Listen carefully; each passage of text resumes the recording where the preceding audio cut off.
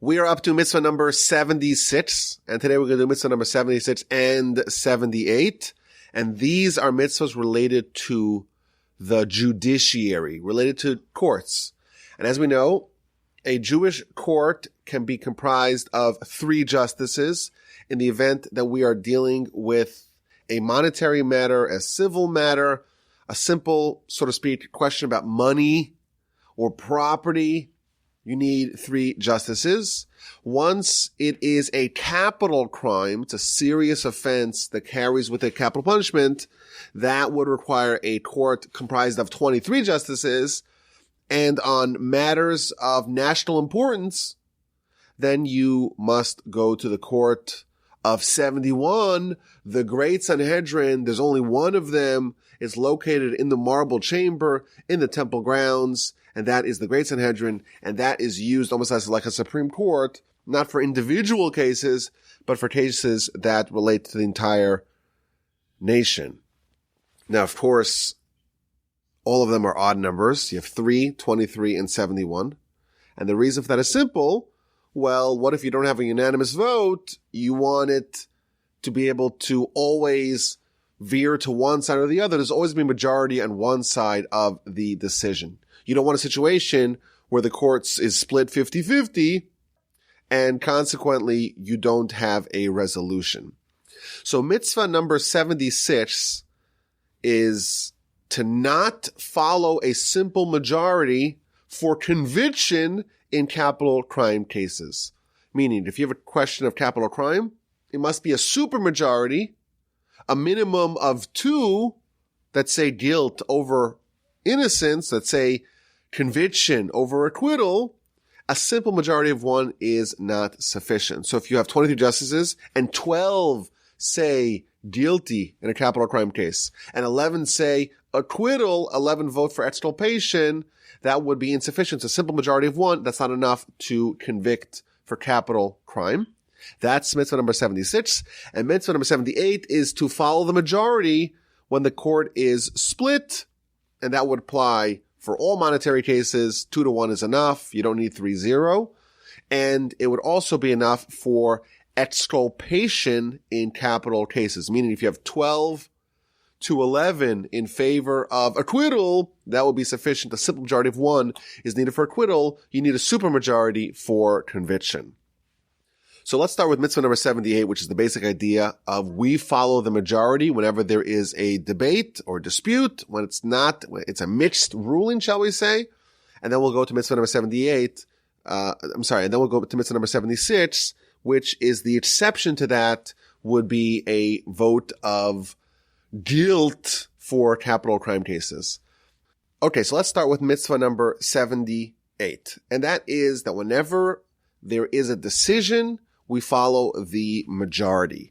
Now, it's important that this applies not only in questions of a case, namely that we don't know what the law is. The 2 litigants come to court and 2 people have a dispute and we need to know which one is in the right. But even when there is a machlokas, which means a conceptual dispute, then we would also follow this concept. Meaning it's not only a question of determining what happened when the law is known, but it's also revealing what the law is when it is disputed. And this is a very important principle in Jewish law that is very helpful in many different areas. That's the concept of following the majority. This applies, of course, in a case where you have justices, 3 justices, and 2 say one way and 1 says the other way. We follow the majority. But it also applies in other areas. So the classic example that the Talmud brings is if you find a piece of meat and you don't know where it comes from, does it come from the kosher butcher? Does it come from the non-kosher butcher? You don't know. In instances like that, you may also use the principle of majority to be able to identify doubt. There are things that we know, and there are things that we don't know. There's the known knowns, and there's the unknown knowns, and there's the known unknowns. There's a lot of things that we don't know about. And if we were prophets, of course, God knows everything. Maybe a prophet can figure things out. But the adjudication of Torah is not done via prophecy. It's done via the systems that the Torah gives us. And one system that the Torah gives us to determine what to do in a case where there's doubt, where there's uncertainty, where there's a gap in knowledge, one of them is the concept of rov, as it's called in Hebrew, meaning majority. Whenever there is a bunch of options in front of us, and we don't know which one's correct, but we do know what the odds are, so to speak, we do know what the options are, we would follow the majority. Now, the Sefer Chinuch, the book that we are using to guide us through the mitzvos, he gives us the very beginning a very interesting idea. And he says, suppose you have a bunch of scholars, and there is a question, and there is a debate, and there is a dispute, and we don't know what the answer is. And 90% say one way, and 10% say the other way. So that's a classic case. We have a majority, we follow the majority. However, what if the composition of the court, as it were, is not balanced? You have some great sages, some great scholars, and some ignoramuses, or some people, maybe they're average scholars. In that instance, we don't follow the principle of rov, of majority. It's unlike democracy. Democracy, everyone gets a vote.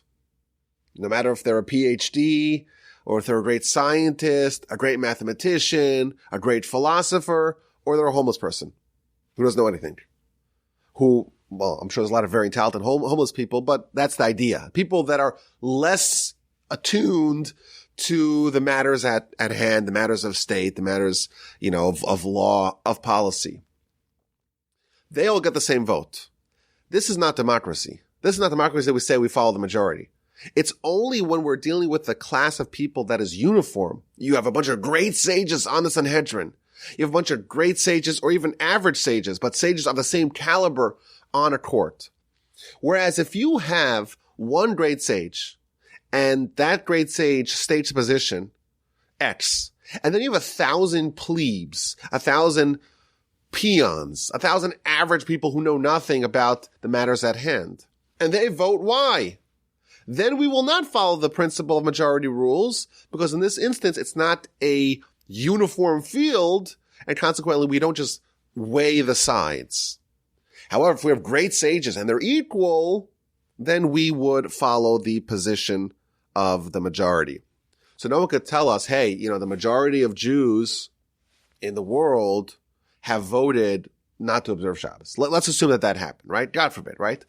Let's assume that happened. Majority of Jews have voted not to keep Shabbos. Okay, we'll waive a principle, majority rules. No. The majority only rules when there's a certain uniformity of the positions at hand. No one could tell me, hey, there's only 10 million Jews or 15 million Jews in the world, but there's 1.5 billion Muslims. And therefore there's more Muslims out there, and we should follow them because majority rules, right? Of course, that would not be a winning argument. There is a rationale here. And the rationale is that the majority is likely to be correct more often than not. There's a certain wisdom of crowds where more often than not the majority has it correct. If you want to be an entrepreneur, you want to make a lot of money, it's really hard. Why is it really hard? Just come up with an idea, innovate, invent something that no one's ever thought of that could change the world. You make a lot of money, right? This is the reason why it's really hard. Because more often than not, the majority is correct. The consensus is correct. And you want to be a maverick, you want to be an innovator, you want to do something that's non-consensus. The only way you can make money is if it's non-consensus and it's correct. And it is right. If you're non-consensus, if you go against the majority and you're wrong, well, then it's a terrible idea. And if you go with the consensus and you're right, well, a lot of people are already on that road. That's not going to yield the same returns. And then we have a court comprised of great scholars who have made a career out of thinking about these questions, and more often than not, the majority will get it right. And therefore, we have 23 justices, we have 71 justices, we have 3 justices in our court. We follow the majority, and that's what we assume is correct. Now, there is an interesting problem with this framework. We are trying to follow the will of God. The court is almost like a stand-in for God. The court is vested with the power given to them by the Almighty, not to give their opinion, but to convey the law of the Almighty, the law of Torah. And if they make a mistake, they are, after all, humans, and they can't rely on prophecy. Even if they were prophets, they can't rely on prophecy to adjudicate a given Torah matter. The Torah is no longer in the heavens. The Torah is in our hands, we're told in Scripture. Well, then mistakes can potentially happen. And therefore, what do we do if there's a mistake? Meaning, more often than not, the majority has it right. But you would imagine that sometimes the minority opinion is correct. Suppose you have a Sanhedrin, there's 71 members, and 10 of them vote one way and 61 of them vote the other way. We follow the majority. You have 10 great sages that have conveyed an opinion against the majority. It is feasible, at least to imagine, that they are correct. The minority is correct. But if we follow the majority, well, we're corrupting Torah. The Torah, the law, is going to follow the majority, and the majority is wrong. So how do we square the fact that we're told that we must perpetuate the Torah in a correct fashion without making mistakes, yet there is this system that potentially allows mistakes to creep in? Majority is right most of the time, but we can imagine that sometimes they're wrong. So first of all, it's important to note there is a separate mitzvah all the way in Deuteronomy, mitzvah number 496, that tells us that we are obligated to adhere to the Sanhedrin and not depart from their words, not right and not left, which the Talmud explains, even if they tell you that left is right and right is left, you must listen to them, which seems to apply, even if they're wrong, you must listen to them. But nevertheless, in our mitzvah, the Sefer Chinuch invokes this idea. And he tells us that what happens if we don't have this protocol? What happens if we don't have a system for resolving disputes? The idea that we could go to God, like Moshe did in his past parsha, and say, hey, people wanted to have a second Pesach. They want to have a makeup date. They want a rain check. Or we're going to read about, in a couple of weeks, about the daughters of Tzlavchad. They have a question. Moshe goes to God.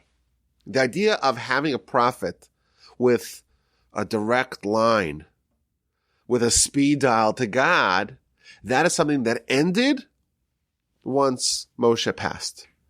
And even when Joshua was the leader of the people, and he was a prophet of the highest caliber, one notch below Moshe, and he could have asked God to resolve the halachic debates and uncertainties that they had. He told him, we're not doing it. Once Moshe passes, that's it. It's in our fallible human hands to determine the halacha.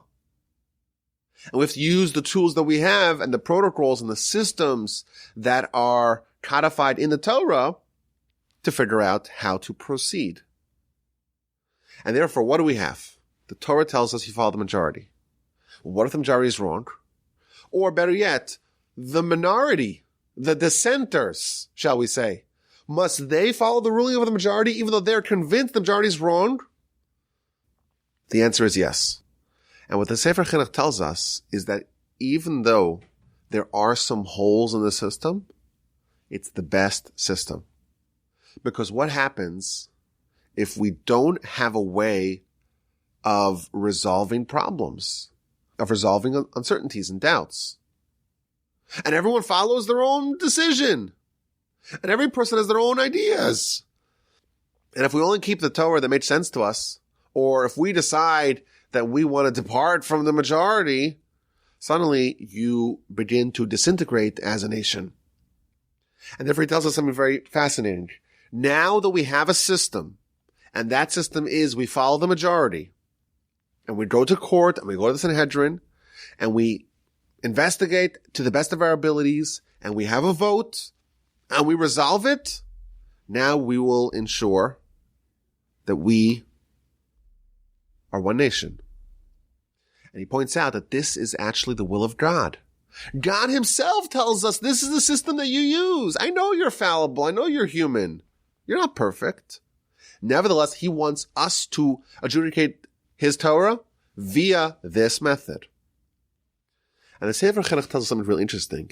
He says, if you go to court and you don't know what to do, and you ask the court, and they follow majority rules, and it turns out in the eyes of God, i.e. in reality, they made a mistake. Humans are not perfect, right? They made a mistake. Humans are not perfect. And you, naively, followed the Sanhedrin. You did what you were told. And now you did something which is a violation of Torah because the Sanhedrin got it wrong. So he tells us that in such an event, it's not your fault. And in fact, if the mistake is discovered by a later court or by someone bringing up the problem with the Sanhedrin's argument, then the court and the members of the court who gave the erroneous ruling must atone for their sin, must bring a sacrifice, but the person who followed the ruling doesn't need to do it because you did as required for you. And just because it's germane to our subject, in mitzvah number 496 that I mentioned a little bit earlier, the Sefer Chinuch adds a little twist. And he says that the system that we have is preferable even in the event that there are going to be some mistakes. Meaning, we have the best system that we have, and yes, maybe there are mistakes going to happen, but you know what? That is preferable. It's better to have a system that allows for certain mistakes, but retains us as one nation. And that's what the Almighty gave us this system to follow, and it's the best one that there is. So that's mitzvah number 78, the mitzvah of following the majority. The concept of majority is helpful to determine doubts, uncertainties, and the most prominent example of that is when we go to court. The court is an odd number. There's always going to be a majority on one side of the issue, and therefore we can have our resolution. And then we get to mitzvah number 76. And even though it appears earlier in the Torah, I think logically it makes sense to say 76 after 78. And that's the concept that there is an exception to the principle of majority rules. And that is in a capital crime case specifically, in the event that there is a simple majority of one, it's 12 to 11. You have 12 of the 23 justices vote for guilt, that the defendant indeed is guilty of a capital crime and must be executed. And you have 11 who vote for acquittal, who say there's sufficient grounds for acquittal. In that case, the majority rules would not be sufficient, and we cannot execute someone when there's only a simple majority. And the idea here is that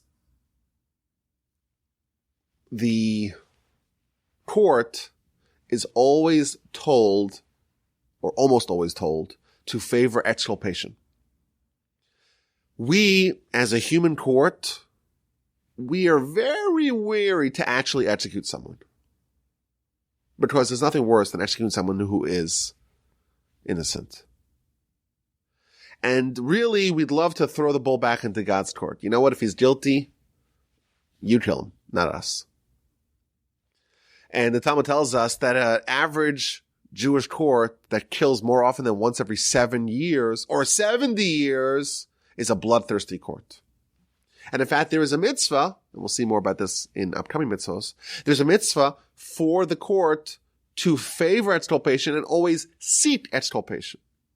And the deliberations are always shaded in a way to favor acquittal and exculpation over guilt and conviction. And one aspect of that is that this is the one exception to the simple majority rules. Normally, a majority of one is sufficient. However, with respect to conviction in capital crime cases, you need a supermajority, which means a minimum of 2. But of course, you can't ever have a minimum of 2. You'll have to have a minimum of 3. So in order for a person to be found guilty and execute a Jewish Torah law, there would be a minimum of 13 to 10 needed for conviction. If there's 12 to 11, that is not sufficient. And the reason for this, Sefer Chinuch tells us, is that we must emulate God, and God is all kindness, and God does with us above and beyond what is fair, and therefore so too with us, when we judge in our courts, we should also favor acquittal. Now, there's an interesting question the Talmud brings. So you have 12 that vote guilty, and 11 that vote innocent, acquittal. So we don't have a majority that votes for acquittal, right? Because the vote for acquittal is 11, and the vote for conviction is 12. So you have a majority for conviction. But a majority of 1 for conviction is not sufficient. You need a majority of 2, which in practice means a majority of 3. So what do you do now? It's almost like a split decision. You have 12 that say guilty, 11 that say innocent, and you can't actually have a verdict not for guilt and not for innocence. Because for guilt, you need a supermajority, and for innocence, for acquittal, you need at least a simple majority. So now you have 12 to 11, and you're stuck. That is not enough to favor one side or the other. What do you do now? Also, what do you do if there is a judge that is unsure, that's not convinced by the preponderance of evidence to either direction, not to guilt and not to innocence, not to conviction and not to acquittal? What do you do now? So let's say you have 15 that say guilty and 7 that say innocent, and one says, I don't know. I need to see more. I cannot rule one way or the other. Well, what now? So we would imagine that, well, you already have a majority, a supermajority for guilt, right? Regardless of what the other person votes, suppose we give him an innocent vote. You would still have enough to convict, because after all, you have 15 for voting for conviction. So we would say, you know what, let's execute the guy because that's enough. So the Talmud tells us that no. Whenever there is a justice that says, I don't know, we can never render a ruling when there is a judge that says that they don't know. And the reason for this is that you need 23 justices when there is an instance, or a minimum of 23 justices. When there's an instance where one of the justices, I don't know, you don't have a court. So what do you do in these cases? So the Talmud tells us, the book of Sanhedrin, page 40a, if you have 11 that say innocent and 12 that say guilty, or you have 11 to 11 and one says, I don't know, or if you have 22 who say guilty, or 22 that say innocent and one says, I don't know, you have to actually pack the court. You have to increase the number of justices in the court. And you add 2. And thus the court of 23 becomes a court of 25. And the idea is that now you have more opinions, you have more people, you have more justices, you have more ideas to bounce around, and hopefully you will get clarity. So the 12 to 11 case, 12 say guilty, 11 say innocent, you add 2 more to the court and you rejudge, so to speak, the case on the merits. And let's see what we have now with a court of 25. And if those 2 split and you have 13 to 12 for guilt, again, you don't have a supermajority, you add 2 more and you add 2 more and you add 2 more until you reach 71. Because a Jewish court can never be larger than 71. And if you have 71 and 36 say guilty and 35 say innocent and you only have a simple majority to say guilt, and you don't have a sufficient quorum of majority or simple majority to say innocence, then you are stuck. You don't leave the room until one of the sides can triumph over the other side. Ideally, we'd love one of the people who has conveyed a guilty vote to switch to the other side and say, you know what, I actually want to change my mind. And then you would have 36, 35 for innocence, and then you would be able to acquit them. And similarly, with the case where someone says, I don't know, you would add more justices to make sure we have a complete vote. And that would go also till 71. One more interesting quirk in the law, and this is a very counterintuitive idea. What if you have a unanimous vote? 23-0, everyone agrees that the defendant is guilty. So this seems like it's a slam dunk, right? It's a slam dunk. 23-0, it's unanimous. The Talmud tells us something really interesting. You can never execute someone in a Jewish court of law if the vote was unanimous. 23 justices, and each one of them is told by the Torah, you must try to turn over every legal stone to find acquittal. That's your job. And we'll see more about how exactly they do it. Your job as a member of the Sanhedrin is to use the vast repository of Torah knowledge that you have to be able to find a legitimate grounds for acquittal. That's your job.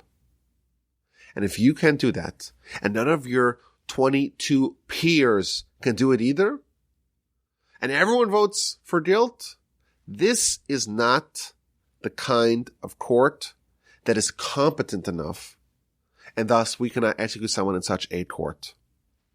Now, the way the Talmud frames it, and I know there's a lot of legalese here, but if you miss this point, just forget about it.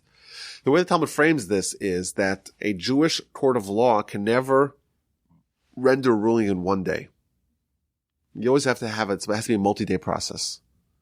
And thus, what happens is you have a vote, like the initial vote. Let's say it's, 10-13, doesn't matter which way it is. Well, actually it does, because if it's 10-13 and 13 say innocent, then the person goes home. But if it's a guilty vote, 13 say guilty, 10 say innocent, then you must spend the next day trying to see if the argument of the 10 is good. And thus, for the whole night, these 13 justices say, is there any grounds, is there any merit, is there any way I can change my vote? And only the next day, when you have the follow-up vote, and everyone says, okay, what you discover, only then can a guilty verdict be rendered. And thus you can have a final vote and the final rendering of the verdict in one day. And what will happen if you have a vote of 23-0? There is no grounds for acquittal, and thus you cannot kick the voting, so to speak, to the next day because no one presented any grounds for acquittal, and thus you would have to vote for guilt today, and the Torah says you can never vote for guilt in one day, and therefore a person cannot be acquitted in such a court. Now I know what you're thinking. You're thinking, wait a minute. If it is so clear the guy is innocent, we have the witness, we have the testimony, we have all the evidence, it's clear, cut and dried. How do we let the guy off the hook? So some of the commentaries say, well, no, we don't actually let the guy off the hook. What we do is we find a different court. Because a court of 23 justices that cannot find any grounds for acquittal, this is not the kind of court we want to use to acquit, this is not the kind of court we want to use to convict someone and execute someone. The Talmud tells that the great Rabbi Meir, who was one of the students of Rabbi Akiva, he had 150 proofs to say that a sheretz, which is like a creepy crawler, is kosher. Now the problem is we know it's not kosher. But he, with his vast Torah knowledge an incredible calculation, he could have proved 150 different ways that the sheretz is kosher. And that's the kind of person we need on the court. Someone who could use tremendous advanced arguments to be able to find acquittal. And if we can have even one person on the court, we just pass it off, we kick it off to the next court. So this is the mitzvah that we talked about today. Mitzvah number 76 and 78. The general concept of following the majority. We have a godly Torah, infallible human hands, and we have a protocol of how to deal with uncertainties and doubts and questions. We follow the majority in most situations. We have, of course, a bias towards exculpation, and there are more examples of that. And therefore, if there's only a simple majority for guilt, that would not be sufficient. And that's mitzvah number 76, that the normal rule of majority rules, simple majority is sufficient, is not enough by a capital crime conviction. And if there's any questions or comments or feedback, you can always ask them. And my email address is, of course, rabbiwolbe@gmail.com.